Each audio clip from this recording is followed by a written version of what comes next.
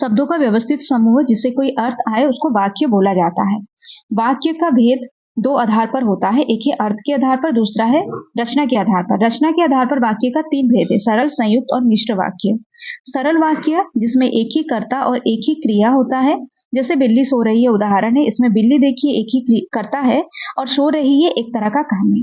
संयुक्त वाक्य में दो या दो से अधिक स्वतंत्र उपवाक्य मिलकर एक वाक्य बनता है और इसमें जो पहचानने के लिए शब्द होता है किंतु, परंतु, लेकिन, तथा, अथवा, बल्कि, अतः, ये सब जो है पहचानने वाला शब्द है।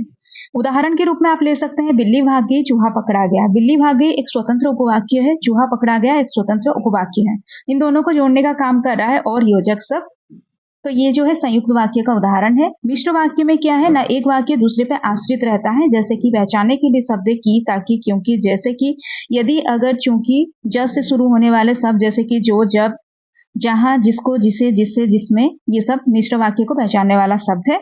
उदाहरण के रूप में ले सकते हैं जो बिल्ली बैठी थी वो सो गई। यहाँ पर जो बिल्ली वो सो गई, ये जो है जो और वो से आप पहचान सकते हैं कि ये मिश्र वाक्य का शब्द है और ये मिश्र वाक्य का उदाहरण है।